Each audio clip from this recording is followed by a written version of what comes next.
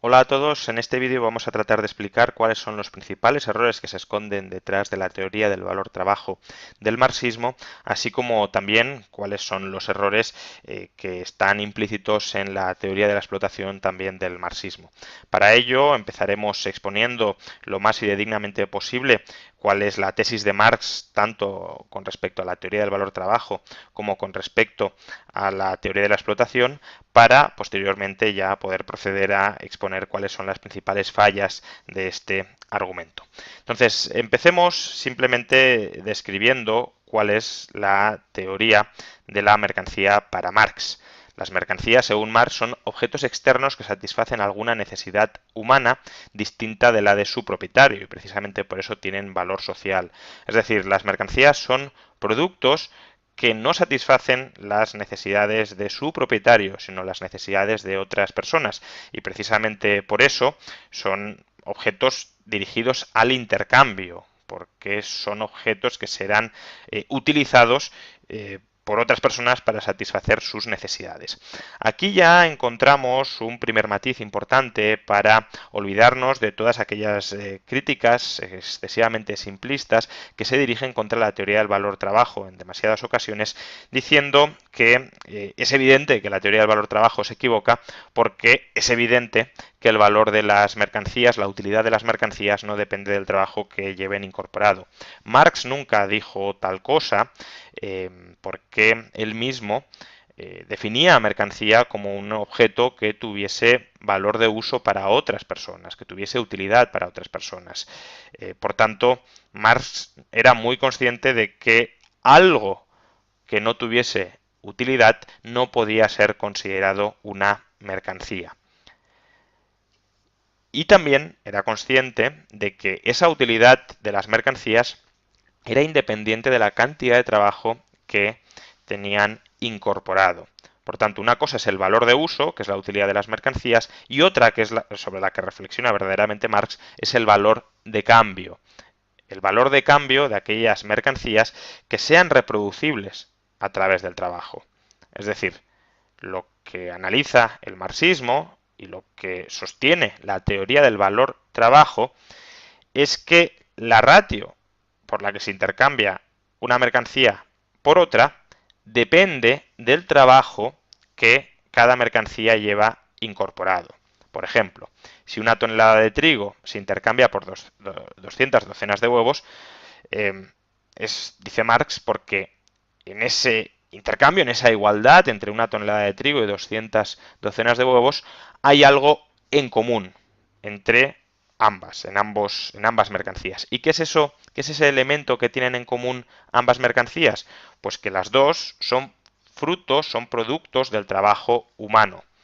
Y por tanto, el valor de cambio, el precio, si quisiéramos buscar un término cercano, aunque no es exactamente igual al valor de cambio, pero es sí bastante cercano, el precio de una mercancía dependerá del trabajo que lleve incorporado. Quiero aclarar, quiero insistir en que precio no es lo mismo que valor de cambio, dado que en el libro tercero, en el volumen tercero del Capital, Marx explica cómo pasar de los valores a los precios y no tienen por qué coincidir, como luego tendremos ocasión de comentar. Pero, en definitiva, el objeto de estudio es el valor al que se intercambian las mercancías, no la utilidad que nos proporciona cada mercancía. Y el valor trabajo explica el valor al que se intercambian las mercancías. Por tanto, el valor de cambio, el valor de intercambio de una mercancía, depende del trabajo que lleve incorporado. Pero como valor se intercambia por valor, es decir, una mercancía con un determinado valor de cambio se intercambia por otra mercancía que tiene exactamente ese mismo valor de cambio, lo verdaderamente relevante es no el trabajo en términos pues muy generales que lleve incorporada cada mercancía, que lleve incorporado cada mercancía, sino el trabajo en términos homogéneos. Es decir, las mercancías que son producidas por personas vagas o personas con escasas habilidades no son más valiosas que el resto. Por el hecho de que una persona dedique mucho tiempo a producir algo, no está generando más valor de cambio. El valor, por tanto, el valor de cambio de una mercancía no depende simple y llanamente del tiempo de trabajo que hayamos dedicado a fabricar, a crear esa mercancía. Depende del tiempo de trabajo socialmente necesario para producir esa mercancía. Es decir, del tiempo de trabajo que se necesita para producirla bajo condiciones normales de producción y con un grado medio de habilidad e intensidad laboral. Es por este motivo que una persona vaga que dedique mucho tiempo a producir una mercancía no genera más valor de cambio, porque lo relevante no es el tiempo que tarde esa persona en concreto, sino el tiempo que en términos medios, bajo las condiciones medias de producción actuales y con un esfuerzo también medio, se tardaría en fabricar, en crear esa mercancía. Si dedicamos más tiempo que el tiempo de trabajo socialmente necesario para fabricarla, no generamos más valor de cambio, simplemente estamos dilapidando nuestro tiempo. Por tanto, en realidad, lo que dice la teoría del valor trabajo es que aquellas mercancías cuyo tiempo de trabajo socialmente necesario para producirlas sea el mismo, poseerán el mismo valor de cambio y por tanto se intercambiarán de manera, serán iguales en los intercambios. Volviendo al ejemplo anterior, si una tonelada de trigo es igual a 200 docenas de huevos, es porque el tiempo de trabajo socialmente necesario bajo condiciones normales de producción y con un grado medio de habilidad e intensidad laboral es el mismo en ambos casos.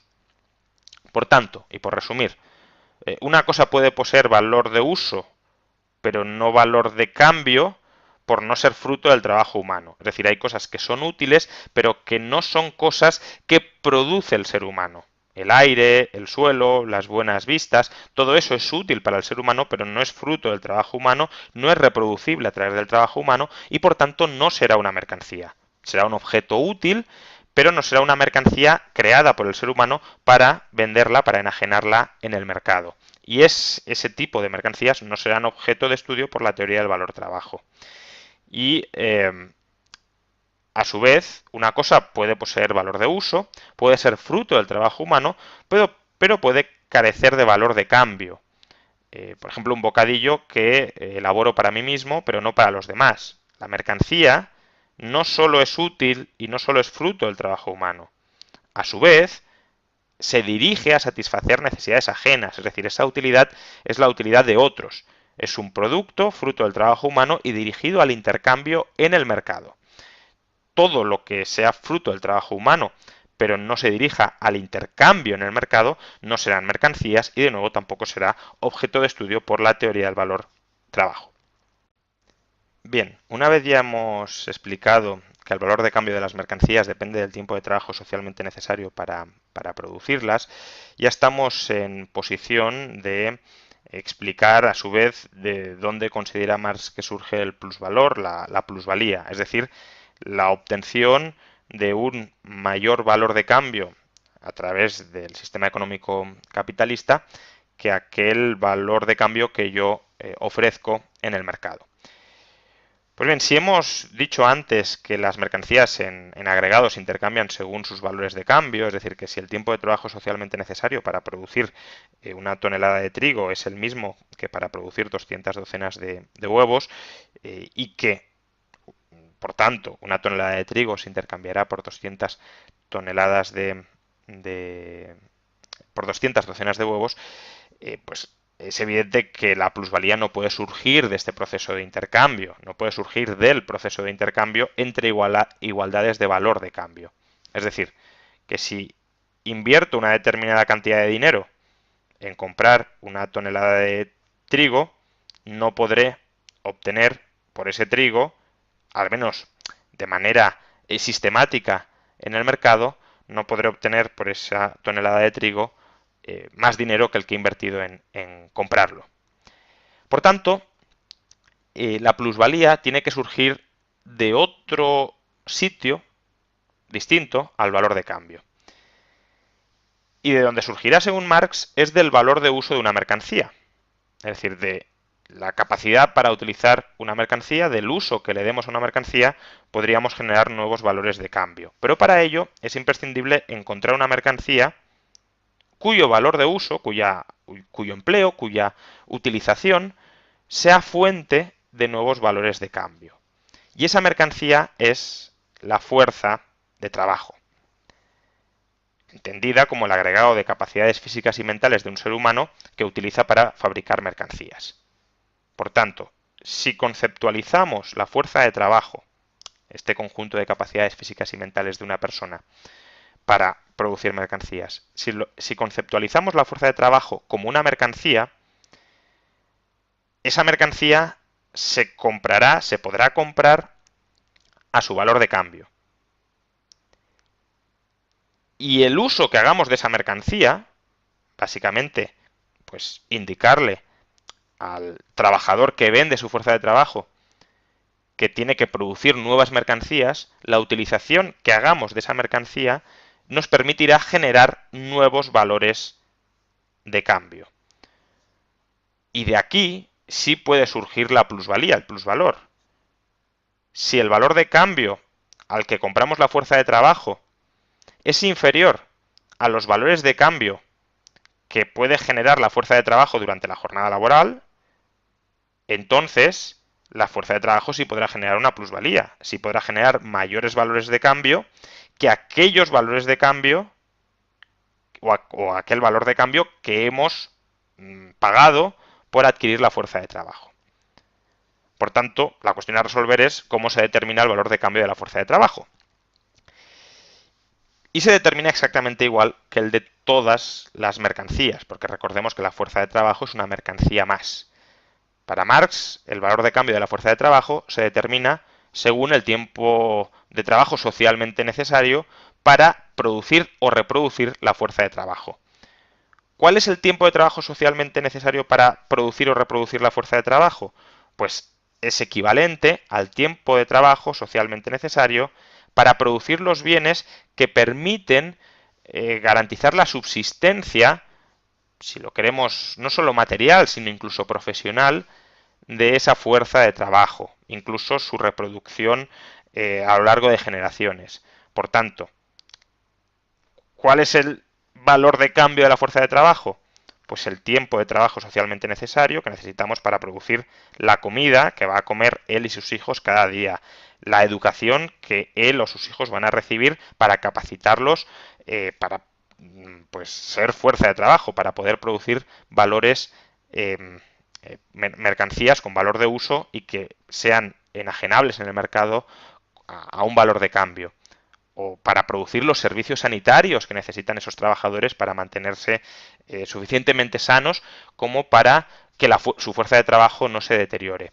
Todo ese conjunto de bienes que deben ser producidos recurrentemente para producir o reproducir, mejor dicho, la fuerza de trabajo, es el valor de cambio. Es decir, el valor de cambio de esos bienes es el valor de cambio o es equivalente al valor de cambio de la fuerza de trabajo. Por tanto, la fuerza de trabajo se vende por ese valor de cambio, pero su valor de uso, la utilización que hagamos de esa fuerza de trabajo y que permite generar nuevos valores de cambio a través de las mercancías que fabrica el obrero durante la jornada laboral, pues ese valor de uso no depende del valor de cambio que hayamos pagado a un trabajador. Es decir, nosotros contratamos a un trabajador pagándole el equivalente al valor de cambio que necesita para reproducir su fuerza de trabajo, pero luego el valor de cambio de las mercancías que ese trabajador produce no depende del valor de cambio que le hemos pagado para contratarlo durante una determinada jornada laboral. Por tanto, cuando el capitalista compra la fuerza de trabajo por su valor de cambio, es decir, cuando invierte una determinada cantidad de dinero en comprar esta mercancía concreta, específica, que es la fuerza de trabajo, puede utilizar la fuerza de trabajo durante toda la jornada laboral para producir mercancías, para fabricar y vender mercancías que tendrán, una vez se lleven al mercado y se vendan, se realicen en el mercado, que acabarán teniendo un valor de cambio superior al valor de cambio que se ha pagado por la fuerza de trabajo. Por tanto, el dinero se utiliza para comprar la mercancía especial, que es la fuerza de trabajo, y el producto de esa fuerza de trabajo se revende en el mercado por una mayor cantidad de dinero de la que hemos invertido inicialmente. Y esa mayor cantidad de dinero, esa diferencia entre el valor de cambio que hemos pagado por la fuerza de trabajo y el valor de cambio que terminamos obteniendo como consecuencia de la utilización de la fuerza de trabajo durante la jornada laboral, esa diferencia entre esos dos valores de cambio es la plusvalía. Por tanto, dicho de otra manera, podemos dividir la jornada laboral de todo trabajador en dos partes. Una parte, una determinada cantidad de horas diarias, imaginemos 6 horas al día, que es el tiempo de trabajo necesario para que el obrero reproduzca el valor de cambio equivalente para adquirir las mercancías que son necesarias para reproducir esa fuerza de trabajo, es decir, las mercancías necesarias para sostener diariamente al trabajador y a su familia y sus también capacidades intelectuales y su salud, y otra parte de la jornada laboral donde ya no está produciendo un valor de cambio equivalente o necesario para adquirir las mercancías que permiten reproducir esa fuerza de trabajo, sino que está generando un valor de cambio adicional a este valor de cambio necesario para reproducir la fuerza de trabajo. Y ese tiempo es tiempo de plus trabajo, tiempo durante el cual el obrero no está generando, repito, valor de cambio para sostenerse a sí mismo, sino valor de cambio del que se apropia el capitalista. Y ese valor de cambio, ese tiempo del trabajador, esa parte de la jornada del trabajador, cuyos valores de cambio generados son finalmente apropiados por el capitalista, esos valores de cambio son la plusvalía. Por tanto, el capitalista se apropia en última instancia de una parte de la jornada laboral del obrero, de una parte del valor de cambio generado durante su jornada laboral, y esa apropiación es lo que se conoce como la explotación.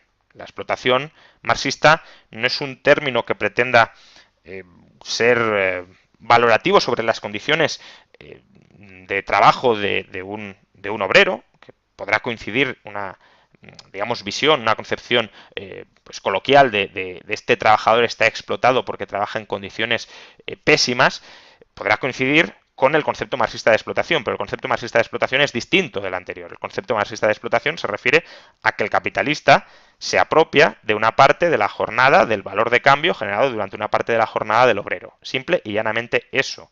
El obrero podría trabajar en unas condiciones absolutamente maravillosas y envidiables, pero en la medida en la que no se apropia o en la medida en la que el capitalista se apropia de una parte del valor de cambio que genera durante su jornada laboral, ese trabajador en unas condiciones laborales maravillosas estará explotado.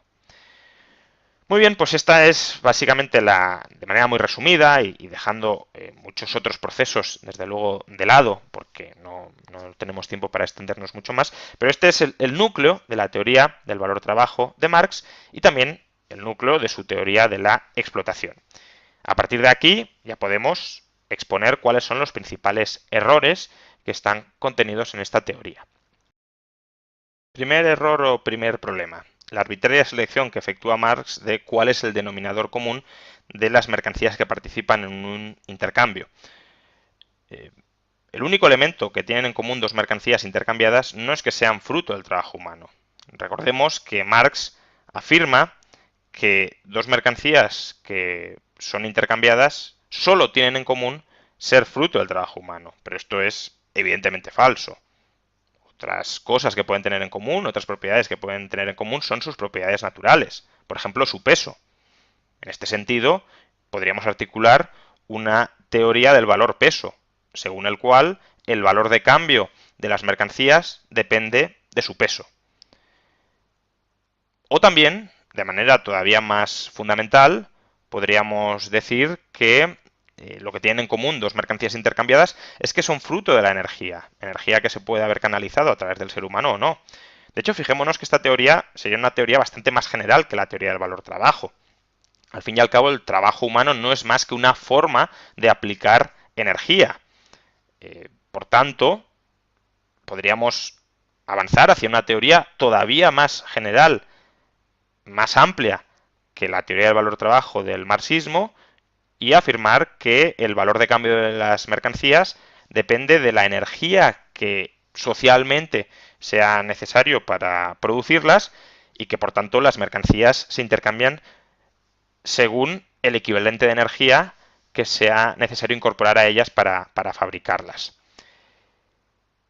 Pero realmente lo verdaderamente relevante, la propiedad verdaderamente relevante o la característica realmente relevante que tienen en común las dos mercancías intercambiadas no es o no son ni sus propiedades naturales ni el ser fruto de la energía, sino que son mercancías, son bienes relativamente escasos con respecto a las necesidades humanas que pueden satisfacer.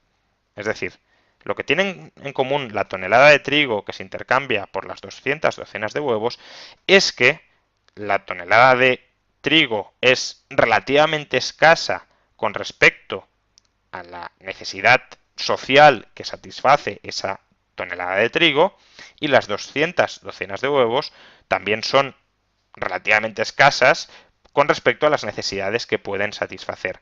Esto es algo que además está implícito en el desarrollo marxista. Marx dice que un objeto sin valor de uso no es mercancía, no llega a ser mercancía y por tanto no se intercambia en el mercado. Si esto es así, significa que solo serán mercancías aquellos objetos que sigan teniendo valor de uso. Es decir, aquellos objetos que sigan siendo susceptibles de satisfacer necesidades humanas. Y si siguen siendo susceptibles de satisfacer necesidades humanas, es porque las necesidades humanas subsisten en relación con la disponibilidad de esas mercancías. Si existieran sobreabundancia de todas las mercancías en relación con las necesidades humanas, habría una parte del stock de esas mercancías que ya no serviría para nada, ya no se dirigiría a satisfacer ninguna necesidad humana. Y por tanto, esa parte del stock de mercancías no sería realmente una mercancía, porque no tendría valor de uso. Si las mercancías siguen siendo mercancías y se siguen intercambiando en el mercado, es porque son relativamente escasas con respecto, su oferta es relativamente escasa con respecto a las necesidades humanas que satisfacen. Marx no nos explica por qué, si las mercancías tienen en común no solo ser fruto del trabajo humano, sino también pueden tener en común su peso, su superficie, o el ser fruto de la energía, o sobre todo que ambas tienen utilidad para satisfacer, o ambas son útiles a la hora de satisfacer necesidades sociales, ¿por qué esas propiedades que también son comunes no pueden ser las que determinan los valores de cambio? Fijémonos en el razonamiento que hace Marx, donde no demuestra que solo el valor, que no solo que el tiempo de trabajo socialmente necesario para producir las mercancías es la variable relevante para explicar su valor de cambio. Simplemente descarta, sin justificar, sin argumentar, que esas otras características que acabamos de citar sean las que puedan determinar esos valores de cambio. Dice Marx, ese algo común a las mercancías intercambiadas, no puede ser una propiedad natural, geométrica, física, química o de otra índole de las mercancías. Sus propiedades corpóreas entran en consideración única y exclusivamente en la medida en que ellas hacen útiles a las mercancías, en que las hacen ser pues valores de uso. Pero por otra parte, salta a la vista, que es precisamente la abstracción de sus valores de uso lo que caracteriza la relación de intercambio entre las mercancías. ¿Cómo que salta a la vista? Es decir, esto no es un argumento, no es una forma de razonar. Es como decir, es evidente que el valor de cambio de las mercancías no depende de su utilidad porque es evidente. No, si el valor de cambio no depende de la utilidad, deberías ser capaz de explicar por qué no. Y Marx no hace esto. Marx en ninguna parte del Capital nos explica por qué el elemento común que participa o que existe en todo intercambio de mercancías no puede ser la utilidad. Simplemente dice que para él es evidente que no lo es, pero eso no es una forma científica de demostrar nada. De hecho, fijémonos cómo continúa Marx. Dice, ahora bien, si ponemos a un lado el valor de uso del cuerpo de las mercancías, es decir, si nos olvidamos de este elemento que también es común a las mercancías, únicamente les restará una propiedad, la de ser productos del trabajo. Es decir, después de decir, hay muchos elementos potenciales que tienen en común las mercancías que participan en un intercambio. Vamos a olvidarnos de todos los que no me interesan y entonces solo tienen en común el ser fruto del trabajo humano. Pero no, de nuevo, no se está explicando por qué el elemento común no puede ser cualquiera de los otros, y muy en particular el que dice la teoría subjetiva del valor, a saber que son bienes útiles con respecto a las necesidades humanas. Y esto, además, es una cierta contradicción dentro de todo el esquema marxista, porque como hemos dicho antes, Marx solo analiza el valor de cambio de aquellas mercancías que son reproducibles a través del trabajo humano. Pero Marx reconoce que hay otras mercancías que no son reproducibles a través del trabajo humano, que se intercambian en el mercado y que tienen, a su vez, un valor de cambio. Entonces, si hay mercancías, por ejemplo, recursos naturales,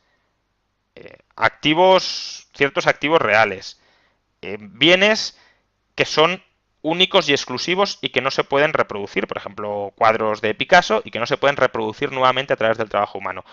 Si Marx reconoce que todo esto existe y que cuando llega al mercado tiene un valor de cambio, es evidente que se producen otros intercambios donde el elemento común no es el ser fruto del trabajo humano. El elemento común será otro. Pero si hay otros elementos potencialmente en común en aquellas mercancías que no son fruto del trabajo humano o que no son reproducibles a través del trabajo humano, ¿por qué ese mismo elemento común, básicamente la utilidad, no puede ser el que determina los intercambios de las mercancías que sí son reproducibles a través del trabajo humano? Y cito a Marx para que quede claro que él consideraba que, como digo, su teoría del valor trabajo solo sirve para mercancías reproducibles a través del trabajo humano. Dice, por último, al considerar las formas en que se manifiesta la renta de la tierra, es decir, el arriendo abonado al terrateniente bajo el título de renta a cambio de la utilización del suelo, sea con fines productivos o de consumo, cabe sostener que el precio de aquellas cosas que no tienen un valor intrínseco, es decir, que no son el producto del trabajo, como la tierra, o que por lo menos no pueden ser reproducidos mediante el trabajo, como las antigüedades, las obras de arte de determinados maestros, etc., puede ser determinado por combinaciones sumamente fortuitas. Es decir, lo que dice Marx es que el valor de cambio de todo aquello que no es reproducible mediante el trabajo humano se determina de manera fortuita, no es capaz de explicarlo. Cuando son intercambios, es decir, tienen valor de cambio en los intercambios, y esos intercambios, o ese valor de cambio, tendrá que tener algo en común, según su propio razonamiento, con las mercancías con las que se intercambia. Y ese algo en común, él mismo dice que no es el ser fruto del trabajo humano. Por tanto, ¿qué es? ¿Y ese qué es? ¿Por qué no es lo mismo que existe en común en las mercancías que sí son fruto del trabajo humano? Fundamentalmente, claro, la utilidad. Segundo problema. El tiempo de trabajo socialmente necesario, que como sabemos es lo que determina el valor de cambio de las mercancías, es un concepto vago y endógeno a la demanda. ¿Por qué es un concepto vago? Pues en esencia porque no existe una unidad homogénea de trabajo abstracto al que reducir los distintos trabajos concretos y heterogéneos que tienen lugar dentro de una economía. O dicho de otra manera, imaginemos que el tiempo de trabajo socialmente necesario para producir pues, una docena de huevos es el mismo que el tiempo de trabajo necesario para realizar una operación de cirugía muy compleja. Imaginemos que para producir una docena de huevos hacen falta 5 horas de trabajo, y para producir o para prestar esa operación de cirugía también el cirujano toma 5 horas. Eso significa que la operación de cirugía se intercambiará por el mismo valor de cambio que esa docena de huevos, que ambas han costado cuantitativamente el mismo tiempo de trabajo socialmente necesario, es decir, 5 horas. Pues evidentemente no. ¿Por qué? Porque cada una de estas mercancías, aunque ha costado o incorporan 5 horas de trabajo socialmente necesarias, cada una de esas horas de trabajo, las horas de trabajo del granjero y las horas de trabajo del cirujano, no son homogéneas en su intensidad. Por tanto, para poder comparar horas de trabajo de distintas intensidades, de trabajo concreto de distintas intensidades, es necesario reducir esas horas de trabajo concreto con distintas intensidades a horas de trabajo abstracto. Y decir, por ejemplo, pues la hora de trabajo socialmente necesaria de un cirujano equivale a 500 horas de trabajo socialmente necesario de un granjero. Esto es algo que el propio Marx reconoce. Así como en la sociedad burguesa un general o un banquero desempeñan un papel preeminente y el hombre sin más ni más un papel muy deslucido, otro tanto ocurre con el trabajo humano. Este es gasto de la fuerza del trabajo simple que, término medio, todo hombre común, sin necesidad de un desarrollo especial, posee en su organismo corporal. El carácter del trabajo medio simple varía, por cierto, según los diversos países y épocas culturales, pero está dado para una sociedad determinada. Se considera que el trabajo más complejo, por ejemplo el del cirujano, es igual solo a un trabajo simple potenciado o más bien multiplicado, de suerte que una pequeña cantidad de trabajo complejo equivale a una cantidad mayor de trabajo simple. Y este es el problema. El problema es que cómo establecemos la relación multiplicada que existe entre el trabajo simple, por ejemplo, de un granjero, y el trabajo complejo de un cirujano. Lo que nos dice Marx, o la respuesta que articula Marx, es que tenemos que comparar los valores de cambio del producto de su trabajo. Dice, la experiencia muestra que constantemente se opera esa reducción. Por más que una mercancía sea el producto del trabajo más complejo, su valor de cambio, la equipara al producto del trabajo simple y por consiguiente no representa más que una determinada cantidad de trabajo simple. Es decir, a lo que nos aboca Marx es a que comparemos cuál es el valor de cambio de una operación de cirugía y comparemos eso con el valor de cambio de un granjero, del kilo de tomates de un granjero. Entonces, si las 5 horas de un cirujano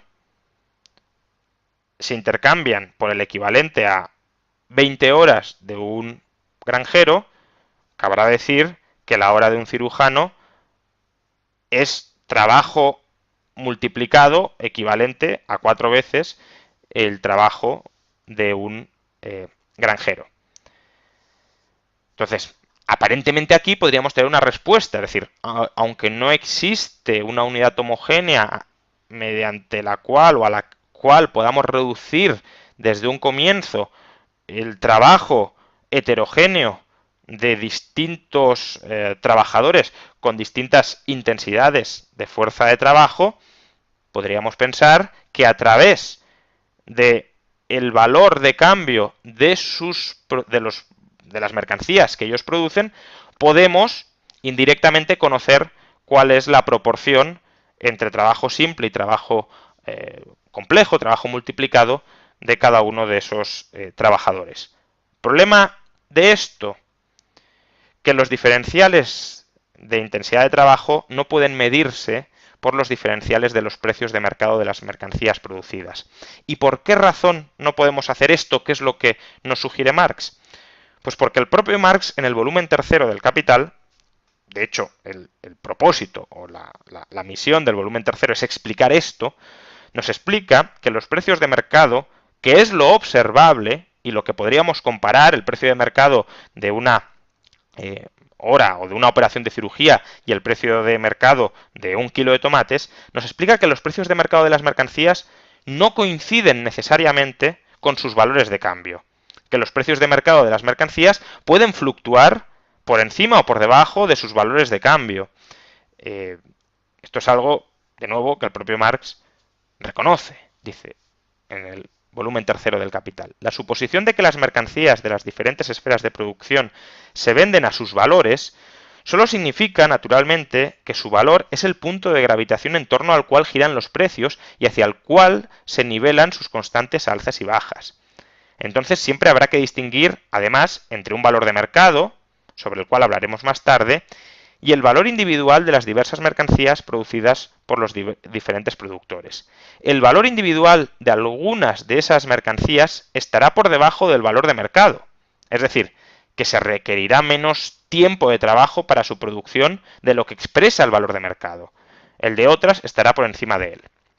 Por tanto, Marx nos está diciendo, en el volumen 1 del Capital, que para conocer las diferencias de intensidad entre una misma cantidad de horas de tiempo de trabajo socialmente necesario de dos trabajadores muy heterogéneos, dos trabajadores con complejidades e intensidades muy distintas, podemos conocer cuál es la relación de esas intensidades de trabajo, de esas intensidades heterogéneas de trabajo, comparando el valor de los productos, de las mercancías que esos trabajadores crean.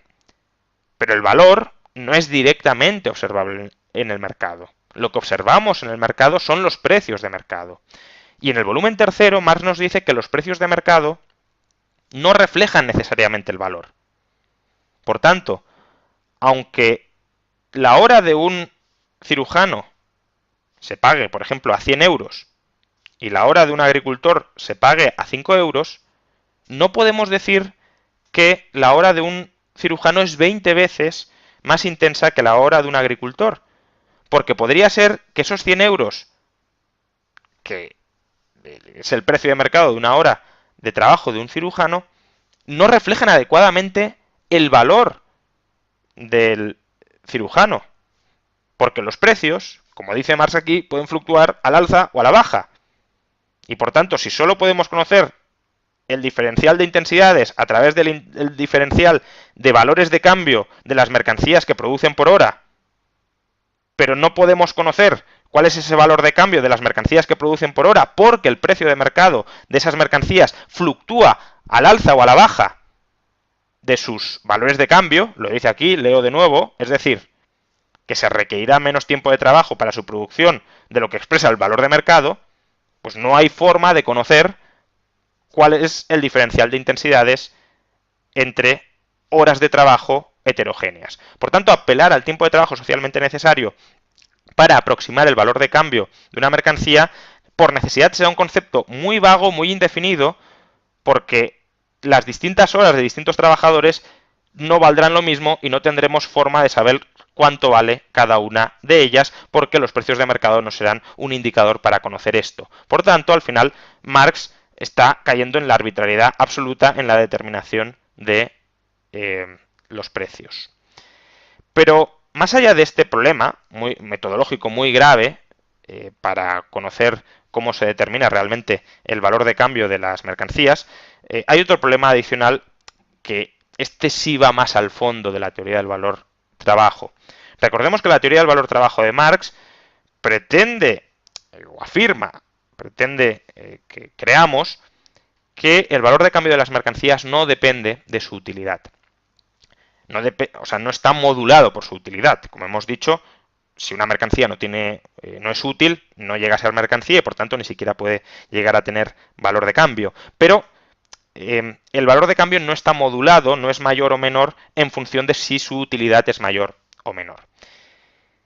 Pero esto es erróneo porque el propio Marx reconoce que el concepto de tiempo de trabajo socialmente necesario no es independiente ni de la oferta no laboral ni tampoco de la demanda de las mercancías que tienen un determinado valor de cambio a su vez determinado por el tiempo de trabajo socialmente necesario para producirlas. Cito de nuevo a Marx. El tiempo de trabajo socialmente necesario es el requerido para producir un valor de uso cualquiera en las condiciones normales de producción vigentes en una sociedad y con el grado medio de destreza e intensidad del trabajo. Es decir, el tiempo de trabajo socialmente necesario depende del resto de la estructura productiva. Depende de cuál sea la oferta de medios de producción que se complementan con el factor trabajo, con la fuerza de trabajo, para producir mercancías. Si una sociedad tiene muchos y muy buenos medios de producción, el tiempo de trabajo socialmente necesario para producir pues, un televisor será muy bajo, y si una sociedad tiene medios de producción escasos y de muy mala calidad, el tiempo de trabajo socialmente necesario para producir ese mismo televisor será más alto.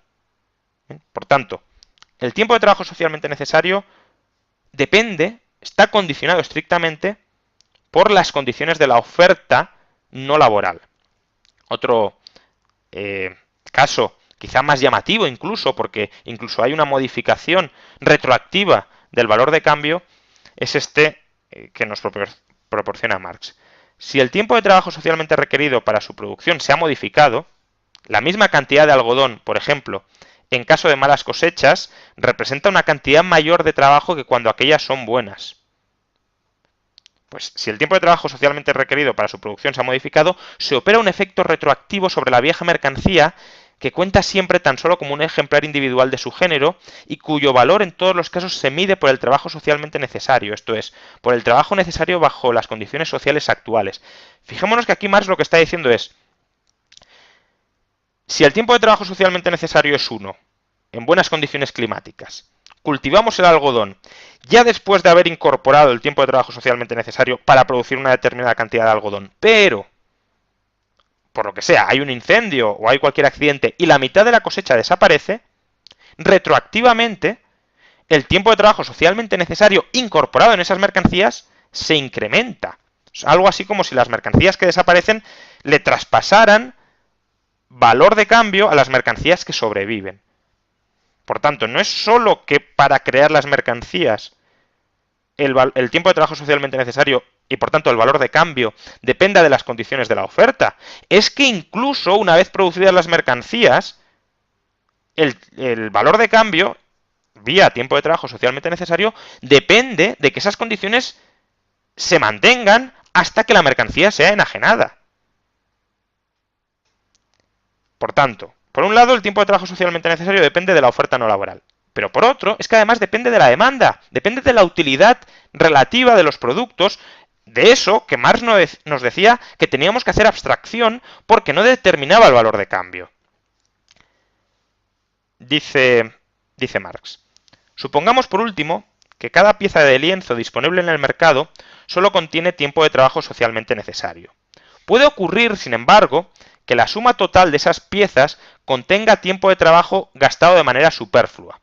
Si el estómago del mercado no puede absorber la cantidad total de lienzo al precio normal de 2 chelines por vara, ello demuestra que se consumió, bajo la forma de la fabricación de lienzo, una parte excesivamente grande del tiempo de trabajo social en su conjunto. El resultado es el mismo que si cada uno de los tejedores hubiera empleado en su producto individual más tiempo de trabajo que el socialmente necesario. Aquí se aplica lo de que pagan justos por pecadores. Es decir, que incluso el tiempo de trabajo socialmente necesario, para Marx, depende de la extensión de la demanda. Si la demanda es mayor y las mercancías se vuelven superfluas en relación con la demanda, el valor de cambio de las mercancías, aun cuando el tiempo de trabajo socialmente necesario para producirlas no haya variado, el valor de cambio de esas mercancías caerá. Y si las mercancías se vuelven, es básicamente la implicación complementaria a esta que he mencionado, si las mercancías se vuelven todavía más escasas de lo que eran en relación con la demanda de mercado y esta es la parte quizá más interesante, y el tiempo de trabajo socialmente necesario se incrementa porque entramos en rendimientos decrecientes de la producción de esa mercancía, es decir, si la demanda de mercancías se incrementa y para incrementar la producción tenemos que recurrir a métodos productivos menos eficientes que los disponibles con un nivel de producción más bajo, es decir, tenemos que, por ejemplo, utilizar tierras submarginales o el equipo, la maquinaria que tenemos disponible no es tan eficiente como la que veníamos empleando. Pues bien, si el tiempo de trabajo socialmente necesario se incrementa a resultas de una mayor demanda de esa mercancía, entonces el tiempo de trabajo socialmente necesario del conjunto de las mercancías se incrementará también. Por tanto, no puede decirse en absoluto que el valor de cambio sea independiente del valor de uso, porque a mayor valor de uso de una mercancía, mayor necesidad de producir esa mercancía, y en la medida en que esa mercancía tenga que ser producida por métodos progresivamente menos productivos, es decir, que requieran un tiempo de trabajo socialmente necesario mayor, el valor de cambio de esa mercancía se incrementará. Por tanto, la utilidad de la mercancía determinará indirectamente el valor de cambio vía condiciones productivas. Y además, condiciones productivas que van más allá que la mera incorporación de trabajo. Condiciones productivas que dependen de la organización de una determinada estructura productiva.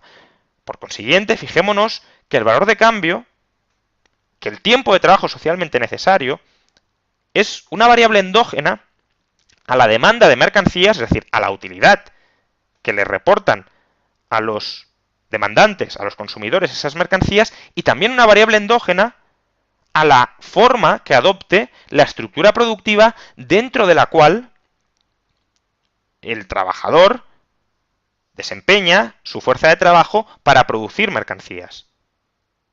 Y si el tiempo de trabajo socialmente necesario es una variable endógena a la demanda de mercancías y a la oferta no laboral de mercancías, ¿en qué sentido podemos decir que solo el trabajo y no la demanda y no las condiciones complementarias no laborales de la oferta son que solo el trabajo es el que determina y no la demanda y las condiciones no laborales de la oferta son las que determinan el valor de cambio? Bien, y a partir de aquí ya podemos avanzar hacia el tercer problema de la teoría del valor trabajo, que además será el que nos permitirá ligar con el gran error que comete Marx en su teoría de la explotación. El tercer problema, el tercer error, es que solo el trabajo es fuente de valor. Para Marx, solo el trabajo humano, como ya hemos dicho, es capaz de generar nuevo valor de cambio. Ni los animales ni los robots pueden generar nuevo valor de cambio. Para Marx, los animales o los robots únicamente trasladan el valor de cambio que incorporaban cuando fueron producidos a su vez a través del trabajo. Por ejemplo, si para para criar y engordar una gallina hacen falta 20 horas de trabajo humano, si luego esa gallina la matamos para producir carne y la carne pues la comercializamos en el supermercado, la gallina como tal, el valor final de las pechugas de gallina, la gallina como tal solo trasladará 20 horas de trabajo, es decir, el valor de cambio de la gallina en forma de pechugas o de filetes en el supermercado solo será de 20 horas de trabajo socialmente necesarias. Luego, evidentemente, el proceso de transformación de una gallina muerta o fileteada a una gallina o unos filetes comercializados en el supermercado, pues pueden requerir trabajo adicional. Y ese trabajo adicional para terminar vendiendo la gallina sí que sumará al producto final. Pero la gallina en sí misma solo trasladará el valor de cambio que ya tenía cristalizado, solidificado, cuando fue producida por el trabajo humano. Bien, esta es una clara arbitrariedad de Marx. No queda claro por qué ni los animales ni los robots pueden generar nuevo valor de cambio. Imaginemos un caballo que pues necesita alimentarse diariamente con una determinada cantidad de comida y que incluso pues es necesario mantener su establo en determinadas condiciones para que el caballo se mantenga sano. Bueno, pues ese caballo diariamente podría estar empleado durante, por ejemplo, 10 horas y durante 4 o 5 horas producir las mercancías con un valor de cambio equivalente al que sea necesario invertir para alimentar el caballo, para cuidar su establo, etcétera. Y toda la producción adicional de mercancías que realice ese caballo día a día será un plus trabajo del caballo, sería un plus trabajo del caballo, un excedente sobre el coste de las mercancías, el coste en términos de valor de cambio, que se necesita para reponer y para mantener en adecuadas condiciones al caballo y a sus crías.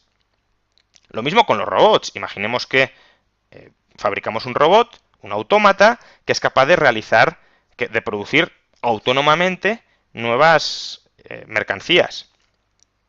Bien, pues todo aquel exceso de mercancías que produzca el robot, más allá del valor de cambio que se necesita para pues, mantener en funcionamiento el robot, ya sea para costear la energía que necesita el robot, o ya sea para pues, mantener en buen estado, pues cambiarle las piezas que se vayan deteriorando, mantener en buen estado el robot, todo ese exceso de valor de cambio, de nuevo, es nuevo valor de cambio que se genera en exceso del valor de cambio que hemos invertido al fabricar el robot. De hecho, en realidad, cualquier medio de producción capaz de incrementar la cantidad, el valor de cambio de las mercancías que produce, o capaz de incrementar las mercancías en términos de valor de cambio por encima de su coste de reposición, deberíamos considerar que es capaz de generar nuevo valor de cambio, un valor de cambio netamente positivo sobre ese coste de reposición. ¿Por qué Marx no quiere reconocer esto? Porque para Marx, y de nuevo, esta es una de las arbitrariedades que hemos destacado en el primer error, en el primer problema, para Marx solo el trabajo humano es fuente de valor.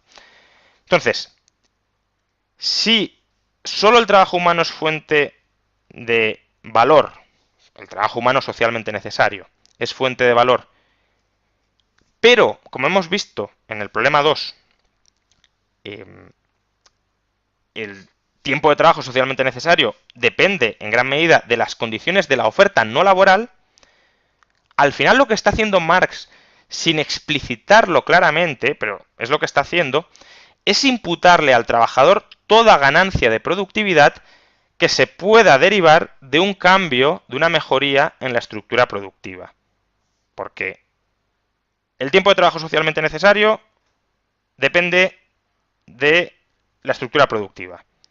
Pero ningún elemento de esa estructura productiva genera valor adicional al del trabajo. Por tanto, si la estructura productiva permite generar más productos que antes al complementarse con el trabajo, y esos productos adicionales, esos nuevos productos, esos productos extraordinarios con respecto a la situación anterior, con respecto a la situación de otra estructura productiva, pues esos productos extraordinarios solo se podrán imputar al trabajador.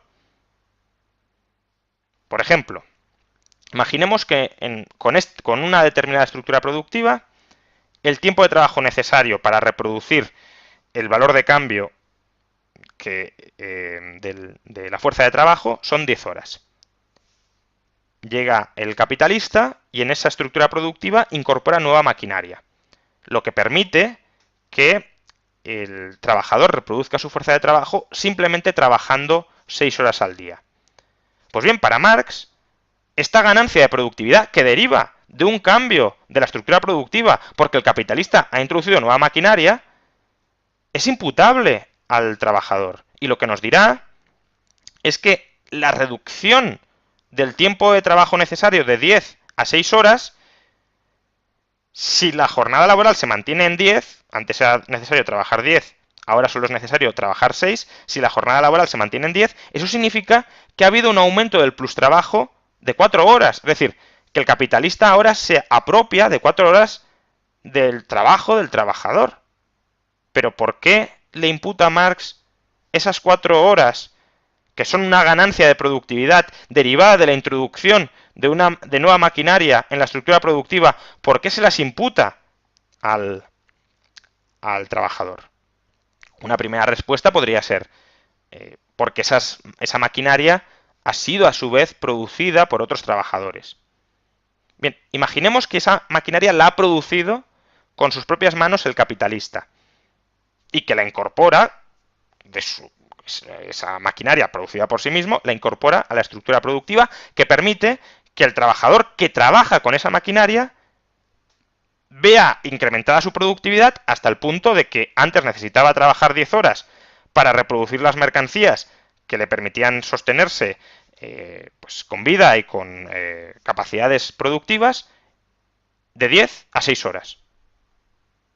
¿Por qué suponer que esa reducción de 10 a 6 horas esa ganancia de productividad es imputable solo al trabajador y no al trabajo que ha incorporado a la maquinaria el capitalista y que permite, por tanto, la reducción del tiempo de trabajo socialmente necesario de 10 a 6 horas. Del tiempo de trabajo socialmente necesario de la fuerza de trabajo de 10 a 6 horas. De hecho, fijémonos en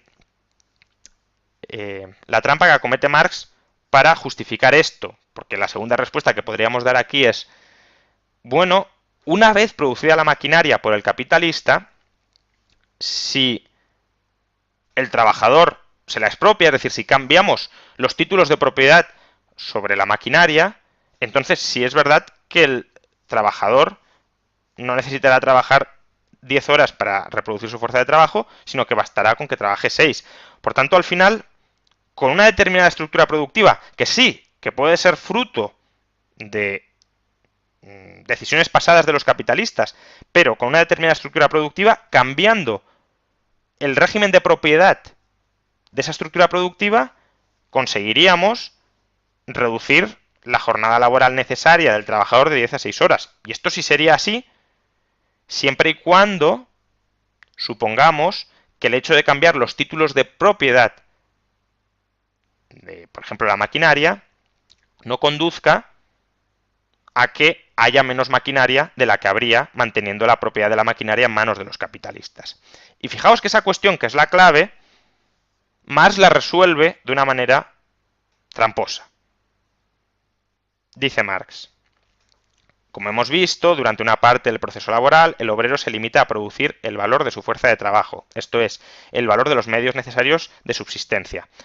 Como actúa en un régimen que se funda en la división social del trabajo, no produce directamente sus medios de subsistencia, sino que, bajo la forma de una mercancía particular, del hilado, por ejemplo, produce un valor igual al valor de sus medios de subsistencia o al dinero con el que los compra. La parte de la jornada laboral utilizada por él a tal efecto será mayor o menor según el valor medio de los artículos necesarios para su subsistencia diaria, y por ende, según el tiempo de trabajo diario requerido, en término medio, para su producción. Si el valor de sus medios de subsistencia diarios representa promedialmente 6 horas de trabajo objetivadas, el obrero tendrá que trabajar, término medio, 6 horas para producirlo. Si en vez de trabajar para el capitalista lo hiciera para sí mismo, por su cuenta, y si las demás circunstancias fueran iguales, el obrero tendría que trabajar promedialmente, como siempre, la misma parte alícuota de la jornada para producir el valor de su fuerza de trabajo, adquiriendo así los medios de subsistencia necesarios para su propia conservación o reproducción continua. Es decir, lo que está diciendo Marx es, ceteris paribus, manteniendo todo lo demás constante, si la propiedad de los medios de producción pasa del capitalista al trabajador, el tiempo de trabajo socialmente necesario, evidentemente, para reproducir la fuerza de trabajo, evidentemente no cambiará. Pero, ¿cuán riguroso es ese ceteris paribus? Es decir, si cambian los títulos de propiedad de los medios de producción, no cambia la cantidad de medios de producción, no cambia la estructura de los medios de producción, no cambia, por tanto, las condiciones no laborales de la oferta, que son las que determinan el tiempo de trabajo socialmente necesario, y por tanto la extensión de la jornada laboral necesaria. Y ese es justamente el problema cuarto y último que comete Marx y que invalida su teoría de la explotación. El error del ceteris paribus de las condiciones productivas al cambiar el régimen de propiedad. La cantidad y calidad de los medios de producción disponibles en una sociedad dependen de la cantidad y de la intensidad del tiempo de trabajo que los individuos dediquen a producirlos.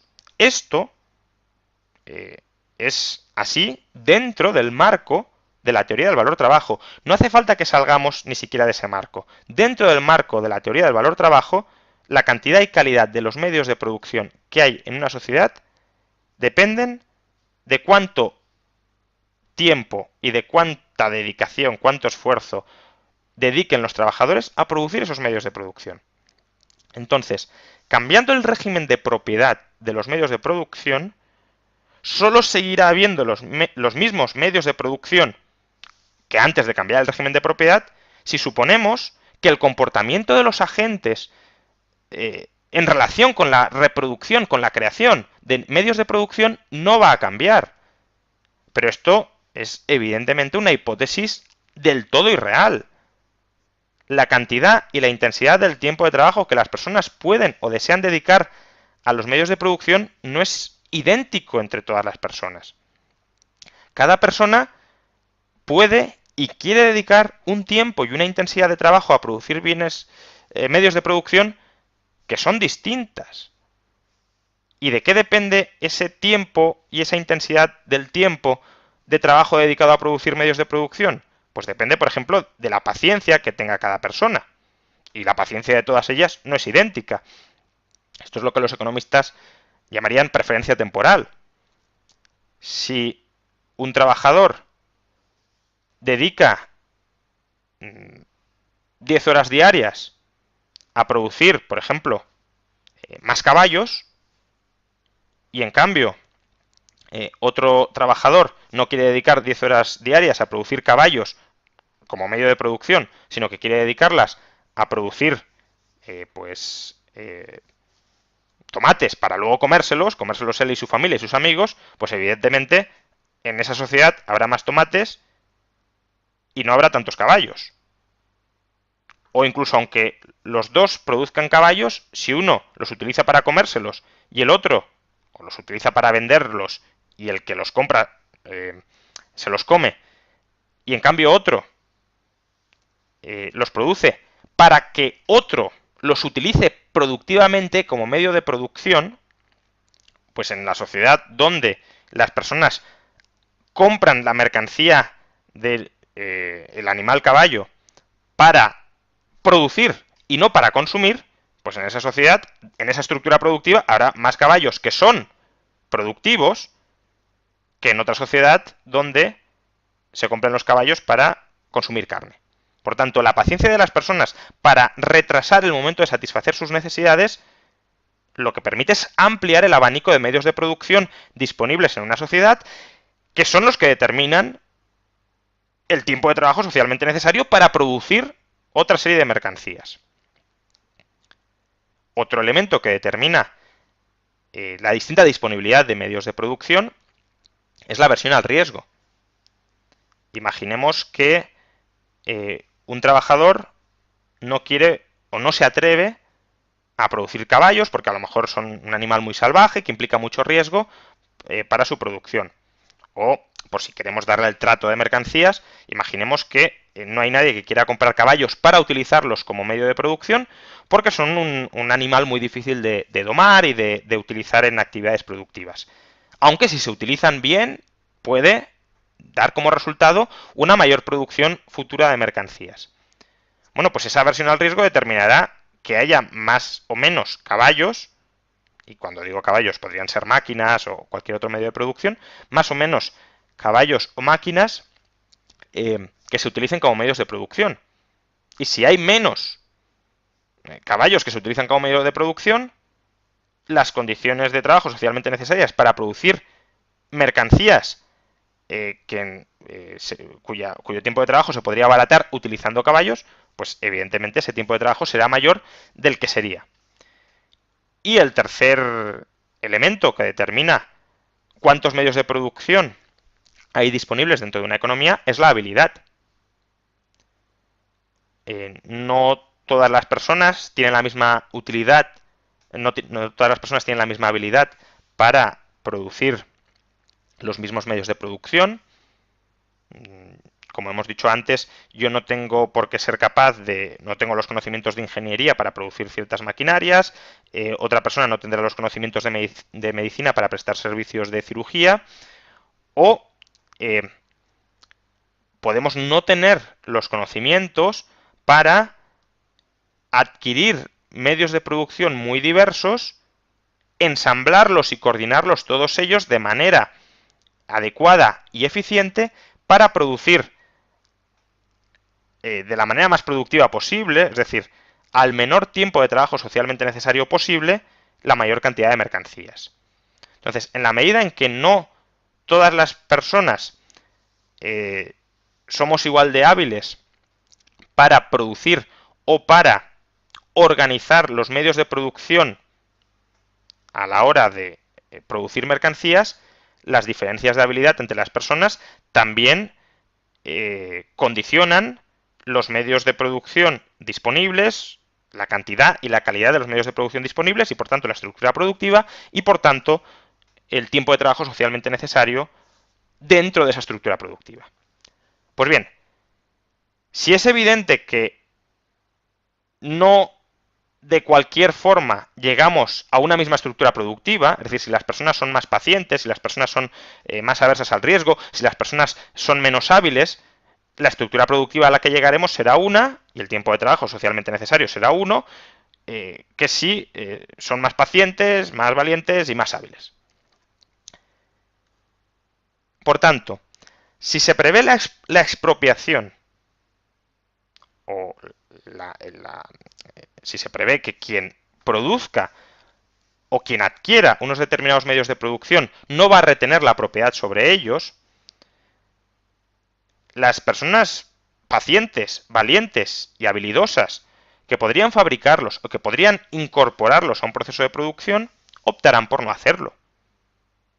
Es decir, si yo sé que comprando un caballo y utilizándolo para producir me van a robar el caballo una vez lo haya comprado, para dárselo al trabajador que pueda contratar con ese caballo, pues yo dejaré de comprar el caballo como medio de producción. Tendrá que comprarlo el trabajador al que se le hubiese querido regalar el caballo que yo he comprado. Problema, a lo mejor ese trabajador no es tan paciente, no es tan propenso al riesgo o no es tan hábil a la hora de manejar este animal como lo soy yo. Entonces, si yo no estoy dispuesto a ahorrar, a arriesgarme para adquirir un caballo y utilizarlo dentro del proceso de producción, contratando, por supuesto, o adquiriendo fuerza de trabajo para complementar ese caballo, pues si yo no estoy dispuesto a hacerlo porque creo que me van a robar el animal, yo dejaré de demandarlo, este se dejará de producir y por tanto esa estructura productiva tendrá menos medios de producción, en este caso basados en animales. Por tanto, el ceteris paribus del que habla Marx cuando dice, si en lugar de trabajar para el capitalista, un obrero trabaja para sí mismo, requerirá de las mismas horas de trabajo necesarias para reproducir su fuerza de trabajo. Siempre y cuando todo lo demás permanezca constante. Pero es que no todo lo demás va a permanecer constante, a menos que presupongamos que todas las personas tienen igual paciencia, igual aversión al riesgo e igual habilidad. Y eso no es un presupuesto realista. Por tanto, si no todas las personas tienen misma paciencia, misma aversión al riesgo, misma habilidad, si por tanto hay personas que tienen que efectuar sacrificios a la hora de ahorrar, es decir, de retrasar la satisfacción de sus necesidades durante más tiempo, si tienen que asumir más riesgos de los que están dispuestas a asumir otras personas, o si tienen una mayor habilidad, por ejemplo, para coordinar los medios de producción y crear estructuras de producción más eficientes que las que existían, si estas personas, por tanto, pueden incrementar la cantidad y la calidad de los medios de producción existentes y, por tanto, pueden, a través de esa determinación de la estructura productiva, modificar el tiempo de trabajo socialmente necesario del trabajador, lo que estamos diciendo es que no toda la productividad del sistema económico es atribuible al trabajador en sí mismo. Parte de la productividad, parte de la mejoría del tiempo de trabajo socialmente necesario, es decir, parte de la mayor creación de valor de cambio, es atribuible a las decisiones de ahorro, de inversión y de gestión empresarial que toman determinadas personas con un determinado perfil de preferencia temporal, de aversión al riesgo y de habilidad gestora. Querer o pretender que la estructura productiva sea la misma cuando estas personas toman estas decisiones que cuando no las toman es absolutamente irreal. Salvo, como he dicho, que presupongamos que si esas personas no las toman, las tomarán otras. Pero para presuponer eso es necesario presuponer que todas las personas tienen una misma paciencia, una misma aversión al riesgo y una misma habilidad, lo cual, de nuevo, no es realista. Por tanto, si no toda la productividad es atribuible al trabajador, porque que estas personas tomen determinadas decisiones de creación de medios de producción en determinadas condiciones mejora la productividad del trabajador, y si esas personas no toman esas decisiones, la productividad del trabajador no mejorará. Parte del excedente de producción que no genera solo el trabajador, sino que genera el trabajador en conjunto con los medios de producción que ellos han creado bajo esas condiciones particulares, parte de la producción del sistema económico deberá ir a parar a ellos por contribuir a incrementar la oferta de medios de producción y, por tanto, por contribuir a determinar la estructura productiva, que es la que determina el tiempo de trabajo socialmente necesario junto con el trabajador. Y, por tanto, parte de la producción de esa estructura productiva no solo irá y no solo merecerá ir al trabajador, sino también a aquellos capitalistas que con su ahorro, su inversión arriesgada y su habilidad coordinando factores productivos han sido capaces de aumentar la productividad conjunta del sistema. Y esa parte de la producción que terminará yendo a los capitalistas por esas decisiones que han impactado sobre la estructura productiva y que han modificado el tiempo de trabajo socialmente necesario vía mayor productividad del sistema económico, esa parte de la producción que irá a parar a ellos es lo que Marx llama plusvalía, plusvalor. Pero eso no es ninguna explotación. Eso es simplemente trabajador y capitalista, cada uno aportando algo, el trabajador su fuerza de trabajo, el capitalista los medios de producción que ha creado donde no los había debido a su ahorro, a su inversión arriesgada y a su habilidad coordinadora. Ambos, trabajando conjuntamente, han dado lugar a una determinada cantidad de producción, y como los dos han participado en producir esas mercancías, los dos terminan repartiéndose el valor de cambio conjunto contenido en esas mercancías. Marx lo que pretende, en cierta medida, es que el trabajador se quede con toda la mercancía y no remunere de ninguna manera al capitalista por su contribución a la hora de incrementar la productividad del sistema económico. He dicho que Marx pretende que el trabajador se quede con toda la producción, cuando esto realmente no es así. Marx era muy consciente de que el trabajador no podía quedarse con el producto íntegro de su trabajo, porque era necesario invertir, reinvertir, protegerse frente a riesgos y remunerar a los gestores para que la estructura productiva se mantuviera y mejorara, y para que, por tanto, la productividad de el trabajador también fuera en aumento. Si leemos su crítica al programa de Gotha, lo que dice Marx es lo siguiente. Tomemos en primer lugar las palabras el fruto del trabajo en el sentido del producto del trabajo. Entonces el fruto del trabajo colectivo será la totalidad del producto social. Pero de aquí hay que deducir, primero, una parte para reponer los medios de producción consumidos. Es decir, Marx está diciendo, de lo que produzca un trabajador o de lo que produzcan el conjunto de trabajadores, una parte ya no puede ir a parar a los trabajadores porque es necesario ahorrarla forzosamente para reponer los medios de producción que han sido consumidos en el proceso de producción. Por tanto, ahorro forzoso por un lado. Segundo, una parte suplementaria para aumentar la producción. Es decir, no solo ahorrar para reponer los medios de producción consumidos, sino ahorrar adicionalmente para crear nuevos medios de producción. Por tanto, más ahorro forzoso. Y aquí el punto es, ¿por qué si hay trabajadores que no quieren ahorrar tanto y en cambio hay otros que sí quieren ahorrar más, por qué no dejamos que los que quieren ahorrar más ahorren más y vendan en el mercado el fruto de ese ahorro, es decir, el fruto de esos medios de producción,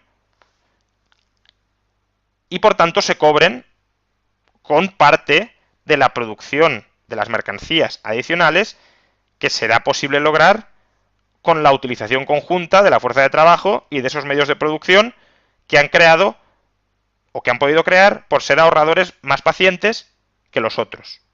¿Por qué no se permite esa transacción que es perfectamente legítima y conveniente para ambos, porque unos no quieren ahorrar y los otros sí, ¿por qué no se permite eso y en cambio se obliga a que todos ahorran lo mismo? Tercera deducción que hay que hacer del producto social del conjunto de trabajadores. El fondo de reserva o de seguro contra accidentes, trastornos debidos a fenómenos naturales, etc.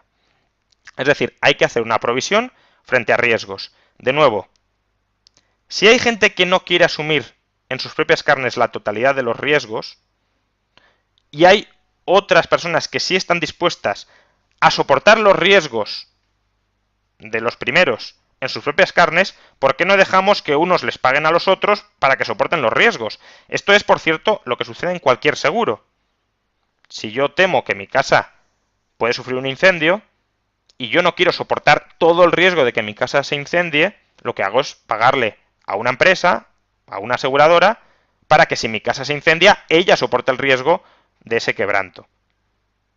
Bueno, pues lo que más está diciendo es no, todos los trabajadores tienen que hacer una provisión frente a todos los riesgos, porque no dejamos que los riesgos, especialmente los riesgos vinculados al proceso de producción, al proceso de creación de valor de cambio, porque no permitimos que unos trabajadores que no quieren soportar ese riesgo en sus carnes le paguen una porción de sus salarios a los capitalistas para que sean ellos quienes lo soporten. Ese pago no es otra cosa que una parte de la plusvalía. Pero todavía hay más. Estas deducciones del fruto íntegro del trabajo constituyen una necesidad económica y su magnitud se determinará según los medios y fuerzas existentes, y en par por medio de cálculo de probabilidades. Lo que no puede hacerse de ningún modo es calcularlas partiendo de la equidad. Queda la parte restante del producto social, después de deducir el ahorro para reponer mercancías, para ampliar la producción y para ahorrar frente a riesgos. Queda la parte restante del producto total destinada a servir de medio de consumo. Pero antes de que esta parte llegue al reparto individual, de ella todavía hay que deducir, primero, los gastos generales de administración no concernientes a la producción. Es decir, hay que remunerar a aquellas personas que se dedican a gestionar, a administrar, a coordinar al conjunto de trabajadores y de medios de producción. De nuevo, Marx lo que dice es que todos los trabajadores tienen que soportar el coste de esta gestión empresarial. Que esto en parte podríamos decir que es lo mismo que sucede en un mercado libre capitalista. En un mercado libre capitalista, los capitalistas son los que empresarialmente gestionan sus empresas y los trabajadores, vía plusvalía, les pagan por esa gestión que efectúan. ¿Cuál es la diferencia? Lo que dice Marx a continuación. En esta parte se conseguirá, es decir, en los gastos generales de administración, en esta parte se conseguirá desde el primer momento una reducción considerabilísima en comparación con la sociedad actual. Reducción que irá en aumento a medida que la nueva sociedad se desarrolle. Es decir, lo que está diciendo Marx es, vamos a pagar mucho menos a los capitalistas por su administración, y como vamos a pagar menos a los capitalistas por su administración, el producto que irá a parar al trabajador será mayor de lo que es ahora. El punto es, ¿por qué sabe Marx que el trabajo de los capitalistas a la hora de coordinar trabajadores y medios de producción es menos valioso de lo que se está pagando en una economía de libre mercado? ¿Por qué hay que rebajarles, en otras palabras, el sueldo a los capitalistas que coordinan los medios de producción y los trabajadores con respecto a las rentas que obtienen hoy? Como lo sabe Marx, que se está sobreremunerando a los capitalistas. Pues realmente no lo sabe. De hecho, esto lo podemos replantear en términos de teoría del valor trabajo. Es decir, ¿cuál es la intensidad del trabajo de los capitalistas en relación con la intensidad del trabajo de los trabajadores?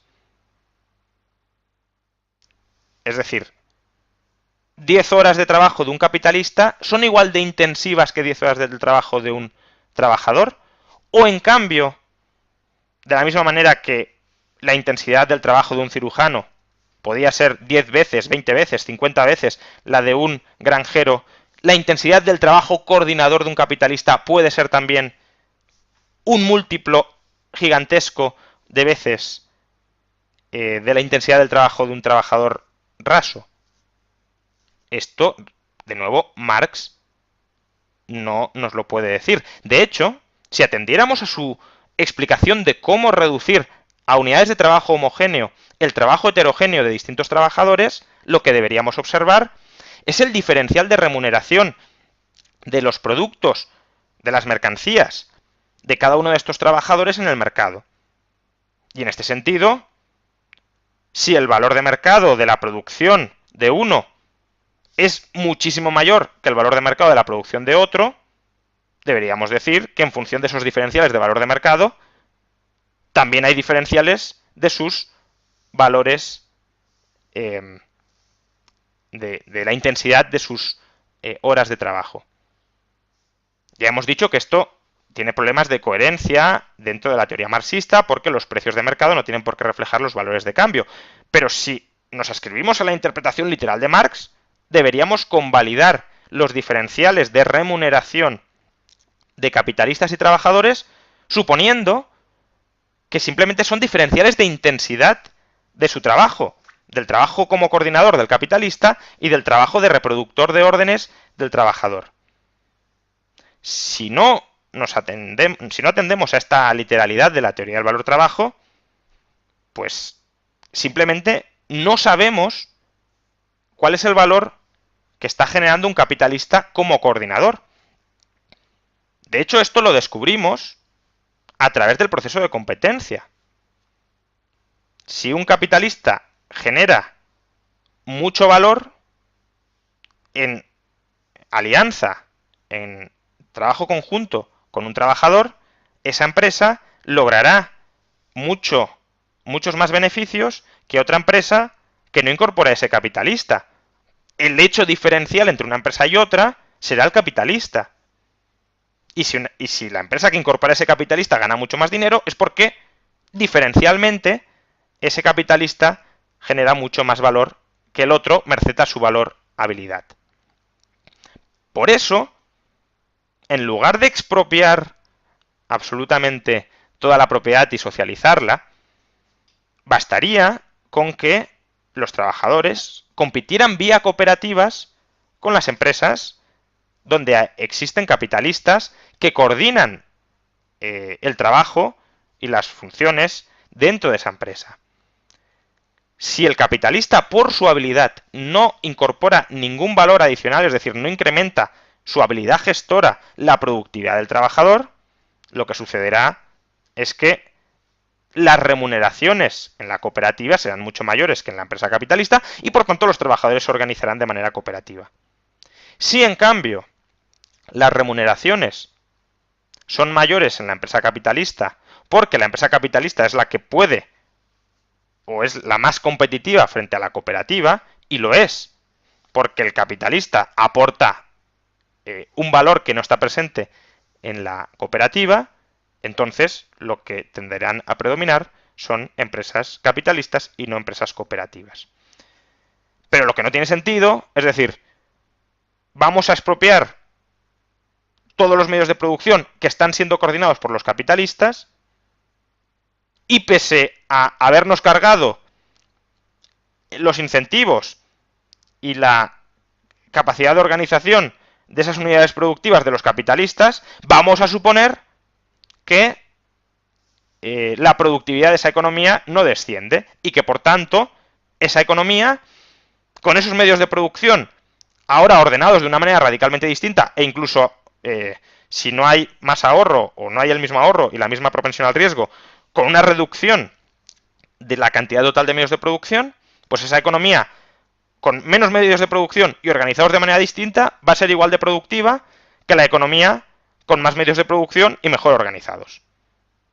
Ese ceteris paribus no tiene ningún sentido y pensar que ese ceteris paribus es correcto y que por tanto las dos economías son equivalentes y que por tanto lo único que cambia es que en una economía el trabajador está menos remunerado que en la otra, es lo que lleva a la conclusión errónea de que el trabajador está explotado y está cediendo parte de su jornada de trabajo al capitalista. No cede nada de su jornada de trabajo al capitalista. El capitalista amplía la capacidad productiva del trabajador con su ahorro, su inversión y su habilidad coordinadora. Y al hacerlo, el trabajador es capaz de producir más. Y como es capaz de producir más, ese extra de producción que logra gracias al ahorro, inversión y habilidad gestora a la hora de crear medios de producción por parte del capitalista, esa producción extra que genera el trabajador es la que le entrega, al menos en parte al capitalista, como precio, como pago, por el valor de cambio extraordinario que ha permitido generar el capitalista gracias a su actividad ahorradora, inversora y gestora. No hay explotación. La explotación es simplemente el pago por la actividad laboral, por la actividad ahorradora, inversora y gestora, y todo esto es también actividad productiva que genera el capitalista. En definitiva, la teoría del valor-trabajo es errónea por las razones que hemos explicado, es decir, una serie de supuestos totalmente arbitrarios y en parte contradictorios que adopta Marx para terminar defendiéndola, y a su vez, la teoría de la explotación también es errónea, no solo porque la teoría del valor-trabajo lo es, que evidentemente si la teoría del valor-trabajo es errónea, la teoría de la explotación ya no tiene ninguna base, pero incluso aceptando la teoría del valor-trabajo, la teoría de la explotación es errónea porque al final se niega a reconocer la contribución que desarrolla el capitalista dentro del proceso productivo.